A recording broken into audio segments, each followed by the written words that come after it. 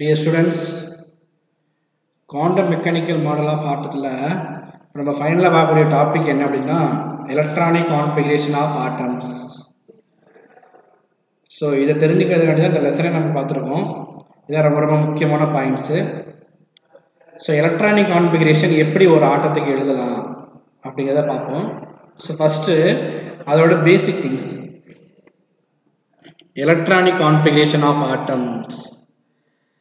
The distribution of electrons into various orbitals of an atom is called its electronic configuration. It can be written by applying the alpha principle, Pauli exclusion principle and the Kunz rule. The electronic configuration is written as the NLX. The electronic configuration எழுதுறதுக்கு முக்கியமாக தேவையானது என்ன அப்படின்னா alpha principle தேவை, poly exclusion principle தேவை, Kunz rule தேவை. So அதை வச்சு நம்ம என்ன பண்ணுறோம், அந்த டிஸ்ட்ரிபியூஷன் ஆஃப் எலக்ட்ரான்ஸ் வந்து பார்த்தீங்கன்னா ஒவ்வொரு ஆர்பிட்லையும் எப்படி டிஸ்ட்ரிபியூட் பண்ணுறது அப்படிங்கிறத அதை பேஸ் பண்ணி தான் பார்க்குறோம். அதுக்கு வந்து இந்த NLXங்கிற ரூல்ஸ் இருக்குது. அதில் என்னங்கிறது ரெப்ரசன்ட் பிரின்சிபல் குவாண்டம் நம்பர், எல்லுங்கிறது டிசைன் என்ன அப்படின்னா ஆர்பிட்டால்ஸ் இருக்குது, அதை பேஸ் பண்ணி அதான் அசிமுத்தல் குவாண்டம் நம்பர் 1s, அதாவது எஸ் ஆர்பிட்டால்னா L = 0, பி ஆர்பிட்டால்னா L = 1, டி ஆர்பிட்டால்னா L = 2, F orbital அப்படின்னா L = 3 and X represent the number of electrons present in the orbital. Let us consider the hydrogen atom which has only one electron and it occupies the lowest energy orbital according to alpha principle. In this case n = 1, ஹைட்ரஜனில் ஒரே ஒரு electron இருக்குது. அப்போ n = 1, எல்லோட value வந்து அதான் S நம்மளுக்கு தெரியும். X = ஒரே ஒரு எலக்ட்ரான்ஸ் இருக்குது, number of electrons. Hence the electronic configuration hydrogen ஆட்டத்துக்கு என்னது 1 S 1. இப்படி தான் நம்ம ரீட் பண்ணணும். எப்படி ரீட் பண்ணணும் அப்படின்னா 1S1 அப்படின்னு ரீட் பண்ணணும். அதான் இங்கே கொடுத்துருக்காங்க. ஸோ அப்போ நம்ம என்ன பண்ணுறோம், Aufbau principle, Pauli exclusion principle, Kunz rule இது மூணையும் பேஸ் பண்ணி எலக்ட்ரான்ஸை எப்படி டிஸ்ட்ரிபியூட் பண்ணணும் அப்படிங்கிறத NLX அந்த ஃபார்முலா பேஸ் பண்ணி நம்ம என்ன பண்ணுறோம் அப்படின்னா ஒவ்வொரு ஆட்டத்துக்கும் அதில் உள்ள எலக்ட்ரான்ஸை நம்ம என்ன பண்ணுறோம் ஆர்பிட்டாலில் இந்த 3 ரூல்ஸையும் பேஸ் பண்ணி டிஸ்ட்ரிபியூட் பண்ணிடுறோம். அதை சொல்கிறது தான், அதுதான் நம்ம என்ன சொல்கிறோம் எலக்ட்ரானிக் கான்ஃபிகரேஷன் சொல்கிறோம். The orbital diagram for this configuration இப்படி தான் இருக்கும். 1s1னா இப்படி தான் போடுவோம். இப்போ இது ஒரு ஆர்பிட், ஓகே, வேறு வந்து பார்த்தீங்கன்னா 1s1 ஆர்பிட்டால் போட்டிருக்கோம், எலக்ட்ரான்ஸை போட்டிருக்கோம். The electronic configuration and the orbital diagram for the elements up to number of 10. ஓகேவா, அந்த நம்பர் 10 10 எலமெண்ட் இருக்கும். நம்ம என்ன பண்ணுறோம் அப்படின்னா அந்த எலக்ட்ரானிக் கான்ஃபிகரேஷன் எழுத போகிறோம். Electronic configuration and orbital diagram for the first 10 elements. First பாருங்கள், ஹைட்ரஜனில் ஒரே ஒரு எலக்ட்ரான் இருக்குது, அதோட அட்டாமிக் நம்பர் 1. அப்போ 1s1, அப்போ அந்த ஆர்பிட்டில் ஒரே ஒரு எலக்ட்ரான் போட்டுருக்கோம். ஹீலியத்துக்கு 2 இருக்குது, அப்போ 1s2, இங்கே 2 எலக்ட்ரான். லித்தியத்தில் 3 இருக்குது, ஓகேவா, 1s2, அடுத்து 2s நமக்கு தெரியுமே, நான் ஏற்கனவே அவங்க வந்து பார்த்தீங்கன்னா மெமரிஸ் பண்ணி சொன்னால் ஒரு வீடியோவில். ஸோ அப்போ 2s1, அப்போ இதை ஃபில்லப் பண்ணிடுறோம், அப்புறம் இதை ஃபில்லப் பண்ணிடுறோம், அதுக்கப்புறம் இதை ஃபில்லப் பண்ணுறோம். பெர்லியத்துக்கு 4, 1s2 2s2, அப்போ இந்த 1s ஆர்பிட்டால் 2 இருக்கா, 1 2, இதுதான் ஸ்பின். இது ஒரு ஸ்பின்னு, இது ஒரு ஸ்பின், ஆப்போசிட் ஸ்பின்னில் தான் இருக்கும். அப்புறம் 2s2ல் அதே மாதிரி தான், இது ஒரு ஸ்பின்னு, இது ஒரு ஸ்பின்னு. அப்புறம் போரான் 5ல் பாருங்கள், 1s2 2s2 2p1. இதில் 1s2ல் 2 இருக்குது, அப்போ அதில் வந்து பார்த்தீங்கன்னா 2 ஃபில்லப் பண்ணிடுறோம். 2s2ல் 2 இருக்குது, 2 ஃபில்லப் பண்ணிடுறோம். இந்த 2pயில் எத்தனை இருக்குது, ஒரே ஒரு எலக்ட்ரான் இருக்கா, அப்போ 2pxல் ஒரு எலக்ட்ரானை ஃபில்லப் பண்ணிடுறோம், அப்புறம் எலக்ட்ரான் இல்லை அப்படியே விட்டுறோம். ஓகே, அடுத்து இங்கே பாருங்கள், கார்பன் 6ல் இது நம்ம ஏற்கனவே பார்த்துருக்கோம். 1s2 2s2 2p2, இங்கே 2 ஃபில்லப் பண்ணியாச்சு, இங்கே 2 ஃபில்லப் பண்ணியாச்சு, இங்கே 2 இருக்குது, அப்போ இங்கே 1 இங்கே 1, இசட்டில் கிடையாது, ஏன்னா எலக்ட்ரான்ஸ் இல்லை. நைட்ரஜனில் பாருங்கள், 1s2 2s2 2p3, ஓகேவா, அப்போ 1s2ல் 2, 2s2ல் 2, 2pயில் 3 இருக்குது, அந்த டீஜெனரேட் லெவலில் 3 இருக்குது, அப்போ 1 இங்கே 1 இங்கே 1. இதுக்கு பேர் ஹாஃப் ஃபீல்டு கான்ஃபிகரேஷன் சொல்லுவாங்க. என்ன சொல்லுவாங்க அப்படின்னா ஹாஃப் ஃபீல்டு கான்ஃபிகரேஷன். ஹாஃப் ஃபீல்டுனா பகுதி அளவு நிரம்பிய ஆர்பிட்டால்ஸ். இப்படி தான் பகுதியில் நிரம்புனது இப்படி தான் இருக்கும். இதுதான் ஹாஃப் ஃபில்டு சொல்லுவோம். ஏன் நான் சொல்கிறேன் அப்படின்னா இதுக்கு அடுத்து உள்ளதை இந்த ஃபில்லிங் ஆஃப் ஆர்பிட்டால் இருக்குல்ல, அது வந்து பார்த்தீங்கன்னா ஹாஃப் ஃபில்டு கம்ப்ளீட் ஃபில்டு ஆர்பிட்டால்ஸோட எக்ஸ்சேஞ்ச் எனர்ஜியை போட்டிருப்பாங்க. அது ரொம்ப முக்கியமானது. அதை பேஸ் பண்ணி 1 மார்க் கொஸ்டின் ஒன்றுனால இங்கேயே சொல்லிட்டேன். ஹாஃப் ஃபில்டுனால இப்படி தான் இருக்கும். 6ல் 3 இருந்தால் ஹாஃப் ஃபில்டு, டி ஆர்பிட்டாலில் 10 இருக்கும், 10ல் 5 இருந்தால் ஹாஃப் ஃபில்டு. எஃப் ஆர்பிட்டாலில் வந்து பார்த்தீங்கன்னா எஃப் இருக்குல்ல, ஆர்பிட்டால் இருக்குல்ல, அதில் 14 இருக்கும், 14ல் பாதி 7, 7 இருந்தால் ஸ்டேபிள், 14 இருந்தாலும் ஸ்டேபிள், 10 இருந்தாலும் ஸ்டேபிள், 6 இருந்தாலும் ஸ்டேபிள், அதில் பாதி இருந்தாலும் ஸ்டேபிள் தான். ஏன்னா அந்த எக்ஸ்சேஞ்ச் ஆஃப் எனர்ஜியை பேஸ் பண்ணியிருக்கோம். சரி, அதை நம்ம அடுத்ததில் பார்த்துக்கலாம். இங்கே பாருங்கள், ஆக்சிஜனுக்கு 8, 1s2, 2s2, 2pல 4 இருக்கும். ஏன்னா 2pல மேக்ஸிமம் 6, அதனால் இங்கே 4 போட்டோம். இங்கே 2 2 ஃபில்லப் பண்ணிட்டோம். இங்கே 1 ஃபஸ்ட்டு ஃபில்லப் பண்ணணும், 2, அப்புறம் 3, ரிமைனிங் ஒரு எலக்ட்ரான் இருக்குது. நம்ம இங்கே வந்துடணும், இங்கே தான் நம்ம கரெக்டாக கவனிச்சிக்கணும். அடுத்து ஃப்ளூரின் இல்லத்தில் இருக்குது 8, 9 இருக்குது. அப்போ 1s2, 2s2, 2p5, 2 இங்கே ஃபில்லப் பண்ணியாச்சு, இங்கே 2 ஃபில்லப் பண்ணியாச்சு.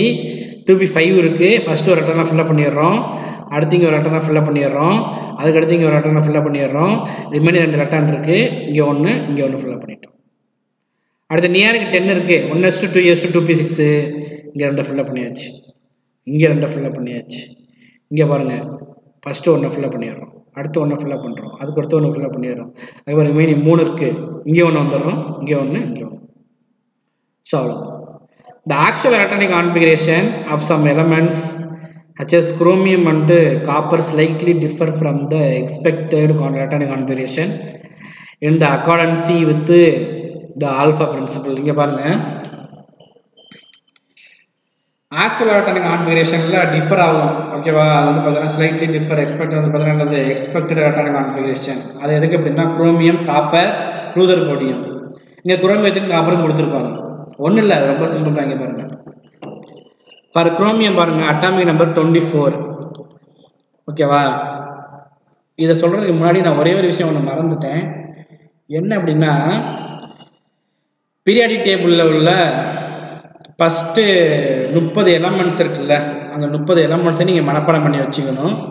இது நான் கிளாஸில் இந்த பேசிக் கான்செப்ட் ஆஃப் கெமிஸ்ட்ரி நடத்தும்போது நான் என்ன பண்ணுவேன் அப்படின்னா, அதுக்கு முன்னாடியே நான் chemistry basic concept of chemistry நடத்தும் போது நான் என்ன பண்ணுவேன், அதை வந்து எக்ஸ்பிளைன் பண்ணுவேன். பேசிக் கான்செப்ட் ஆஃப் கெமிஸ்ட்ரி சொல்லும்போது முக்கியமாக சொல்கிறது என்ன அப்படின்னா, ஃபஸ்ட்டில் உள்ள அந்த 30 எலமெண்ட்ஸோட சிம்பிள், அதோட நேமு, அதோட அட்டாமிக் நம்பர் ஞாபகம் வச்சுக்கணும். இதை மனப்பாடம் பண்ணிடுங்க, இன்றைக்கே பண்ணிடுங்க. அந்த வீடியோ எப்போ பார்க்குறீங்களோ அப்போ மனப்பாடம் பண்ண ஆரம்பிச்சிருங்க. இப்போ நான் சொன்னது ரொம்ப லேட்டு, டூ லேட் நான் சொல்லியிருக்கிறது. ஸோ இப்போ இங்கே பாருங்கள், குரோமியத்துக்கு அட்டாமிக் நம்பர் 24. எக்ஸ்பெக்டட் கான்ஃபிகரேஷன் பாருங்கள், 1s2, 2s2, 2p6, 3s2, 3p6, 3d4, 4s2. இப்படி தான் ஃபில்லப் பண்ணியிருக்கோம். ஆக்சுவல் கான்ஃபிகரேஷன் பாருங்கள், 1s2 okay, 2s2 okay, 2p6 okay, 3s2, 3p6, இங்கே 3d5, 4s2, 3d5, 4s2. இதுதான் ஆக்சுவல் கான்ஃபிகரேஷன். ஏன் சார் ஆக்சுவல் கான்ஃபிகரேஷன் சொல்கிறீங்க அப்படின்னா, ஏன்னா இது 3d4 இருக்கிறதோட 3d5 இருக்க தான் விரும்பும். ஏன்னா d5 இருக்கும்போது என்ன இருக்கும், ஸ்டேபிளாக இருக்கும். Stable means half field configuration. அடுத்து காப்பரை பாருங்கள், 29. எக்ஸ்பெக்டட் கான்ஃபிகரேஷன் என்ன அப்படின்னா, 1s2, 2s2, 2p6, 3s2, 3p6, 3d9, 4s2. Actual configuration பாருங்கள், 1s2, 2s2, 2p6, 3s2, 3p6, 3d10, அதுக்கப்புறம் 4s1, 3d10, 4s1. ஏன் இதை எப்படி சொல்கிறாங்க அப்படின்னா, 10ஆக இருக்கும்போது கம்ப்ளீட்லி ஃபில்டாக இருக்கும், அப்போ ஸ்டேபிளாக இருக்கும். இதுதான் ரீசன். அப்போ அதோட ஆக்சுவல் கான்ஃபிகரேஷனில் தான் என்ன பண்ணணும், நம்ம ஃபில்லப் பண்ணணும். எதை, குரோமியத்தையும் காப்பரையும். ஓகேவா? அடுத்து ரூதர் போடியம் இருக்குது, அதுக்கு அடுத்து பார்த்துக்கலாம். The reason for above observed configuration is that fully filled orbitals and half-filled orbitals have been found to have extra stability. So அந்த fully filled, இது வந்து fully filled, இது half filled, அதான் extra stability.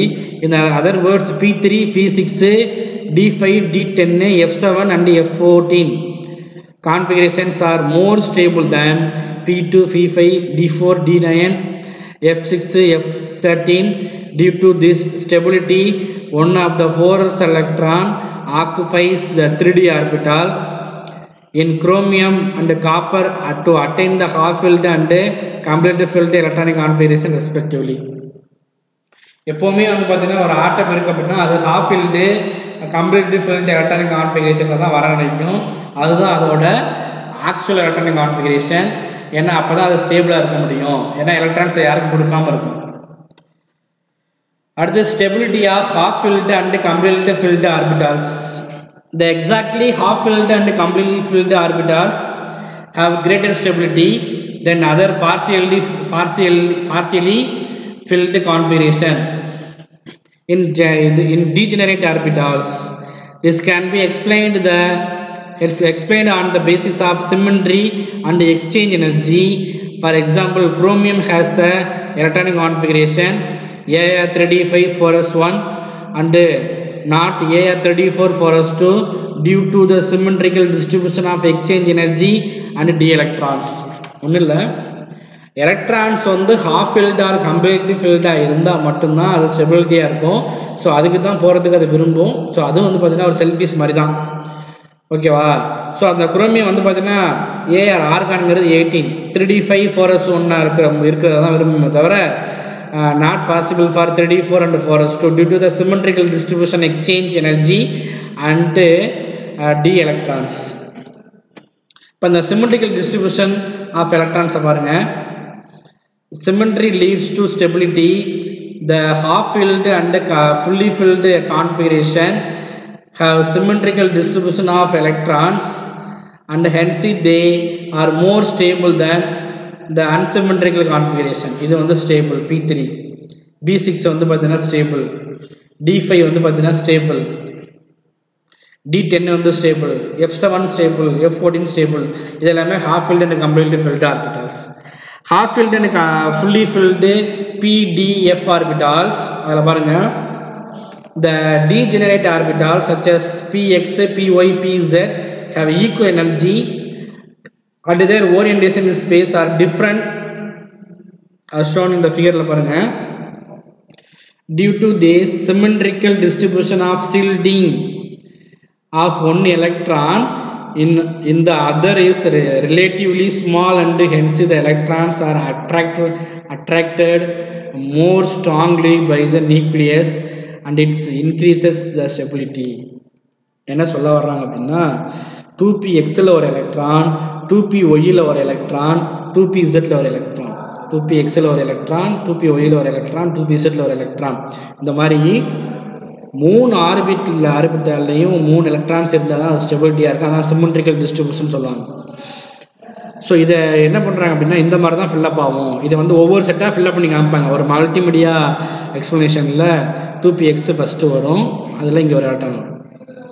2py செகண்ட் வரும், அதில் இங்கே ஒரு electron வரும். 2pz ஒரு இது வரும், அப்போ இங்கே ஒரு எலக்ட்ரான் வரும். இந்த மாதிரி 3 லெக்லையும் எலக்ட்ரான் இருந்தால் தான் இசட்லேருந்து ஒய்க்கு போகலாம், ஒய்யிலேருந்து எக்ஸுக்கு வரலாம், எக்ஸ்லேருந்து இசட்டுக்கு போகலாம். இந்த மாதிரி எக்ஸ்சேஞ்ச் ஆகும். அப்படி எக்ஸ்சேஞ்ச் ஆகும்போது என்ன பண்ணும், எலக்ட்ரான்ஸு எல்லா ஆர்பிட்லையுமே இருக்கிற மாதிரி இருக்கும்.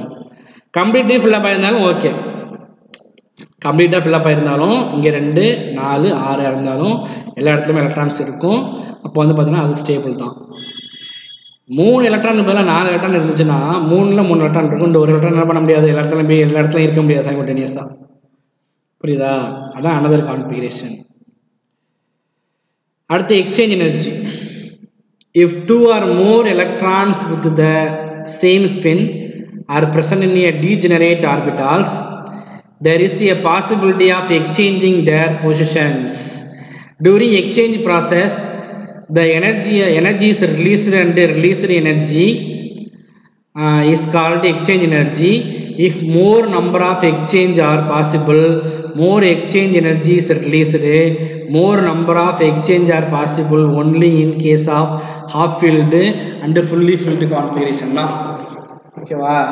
அப்போ எந்த ஒரு ஆர்பிட்டலில் உள்ள எலக்ட்ரான்ஸ் வந்து பார்த்தீங்கன்னா மோர் எக்ஸ்சேஞ்ச் பண்ணுதோ அதுக்கு தான் மோர் எக்ஸ்சேஞ்ச் எனர்ஜி இருக்கும். அது only possible for half filled and completely filled orbitals மட்டும்தான்.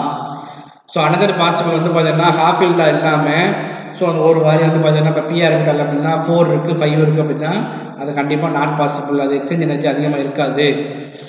ஓகேவா? For example in chromium the electronic configuration AR வந்து 3d5 the 3d orbital is half filled and there are 10 possible exchanges shown in the figure 2.15 ல பார்த்தா தெரியும். on the other hand only 6 exchange are possible 3d4 அதோட expected electronic configuration இருக்குல்ல 3d4 4s2 அதில் 4 தான் இருக்கான். அது வந்து பார்த்தீங்கன்னா ஒன்லி 6 பாசிபிள் எக்ஸ்சேஞ்ச் தான் இருக்கான். Hence exchange energy for the half field configuration is more stable and this increases stability half field and 3d orbitals. அது என்னங்கிறத பார்ப்போம். இங்கே கொடுத்துருக்காங்க பாருங்கள். ஃபஸ்ட்டு குரோமியம் 3d5 இருக்குல்ல, அதுக்கு சாரி குரோமியம் 3d5க்கு குரோமியம் 3d5க்கு பாருங்கள். ஃபஸ்ட்டு 5 எலக்ட்ரான் இருக்கா, 5லேயும் ஹாஃப் ஃபீல்டாக இருக்கா, 1 2 3 4 5 இருக்கா. அதில் பாருங்கள் இங்கேருந்து எலக்ட்ரான் இங்கே வரலாம், இங்கே போகும், இங்கே வரும், இங்கே வரும். அப்போ 4 எக்ஸ்சேஞ்ச் இதில். இந்த எலக்ட்ரான்ஸ் இங்கே வருது, அப்புறம் இங்கே போகுது, இங்கே வருது, இங்கே வருது. 4 எக்ஸ்சேஞ்ச் இருக்குது. அடுத்து இந்த எலக்ட்ரானை பாருங்கள், இது இங்கே வரும் 2 3 எக்ஸ்சேஞ்ச் இதில். அடுத்து இந்த எலக்ட்ரான் இங்கே வரும், இங்கேயும் போகும், 2 எக்ஸ்சேஞ்ச் இதில். அடுத்து இந்த எலக்ட்ரான்ஸ் இங்கே வருது. அப்போ டோட்டலாக இங்கே 4 இங்கே 3 இங்கே 2 இங்கே 1 3 3 3 6 4 10. அப்போ 4 + 3 + 2 + 1 = 10. அப்போ ஹாஃப் ஃபீல்டாக இருக்கும்போது அதால் எத்தனை எக்ஸ்சேஞ்ச் பண்ண முடியுது? 10 எக்ஸ்சேஞ்ச் பண்ண முடியுது. இதுவே இங்கே பாருங்கள் 1 2 3 4 இருக்கும்போது என்ன பண்ணுது? இந்த எலக்ட்ரான்ஸ் இங்கே வருது, அப்புறம் இங்கே போகும், இங்கே வரும் 3. இந்த எலக்ட்ரான்ஸ் வந்து பார்த்தீங்கன்னா இங்கே வரும், இங்கே 2 5. இந்த எலக்ட்ரான்ஸ் இங்கே மட்டும் தான் வர முடியுது 6. அப்போ 3 + 2 + 1 = 6. அப்போ ஓவரால் எலக்ட்ரான் எக்ஸ்சேஞ்ச் வந்து பார்த்தீங்கன்னா 6, இதில் 10. ஸோ இங்கே என்ன சொல்ல வர்றாங்க அப்படின்னா the exchange energy is the basis for the Kunz rule which allows the maximum multiplicity, that is electron pairing is possible only when all the degenerate orbitals contains 1 electron each. அப்போ எலக்ட்ரான்ஸோட energy stability இருக்குல்ல, அது வந்து பார்த்தீங்கன்னா exchange energy இருக்குல்ல, அதை base பண்ணி சொல்கிறோம். அந்த டீஜெனரேட் ஆர்பிட்டாலில் அது ஹாஃப் ஃபீல்டாவோ இல்லை கம்ப்ளீட்லி ஃபீல்டாவோ இருந்தால் தான் என்ன பண்ண முடியும்? எக்ஸ்சேஞ்ச் எனர்ஜி அதிகமாக கொடுக்கும். அப்படி அதிகமாக கொடுத்தா தான் என்ன பண்ண முடியும்? ஸ்டேபிள்னு நம்ம சொல்கிறோம். ஓகேவா? ஸோ அந்த எலக்ட்ரானை ஃபில்லப் பண்ணுறது எதை பேஸ் பண்ணி ஃபில்லப் பண்ணுறோம் அப்படின்னா ஆல்ஃபா பிரின்சிபிள், குன்ஸ் ரூல், பால் எக்ஸ்க்ளூஷன் பிரின்சிபிளை பேஸ் பண்ணி ஃபில்லப் பண்ணுறோம். அதான் எலக்ட்ரானிக் கான்ஃபிகரேஷனில் பார்த்தோம். ஸோ இது எல்லாமே உங்களுக்கு ஈஸியாக புரிஞ்சுக்கணும்னு நினைக்கிறேன். புரியலன்னா வாட்ஸ்அப் பண்ணுங்கள், குரூப்பில் போடுங்க. So thank you students, thank you very much.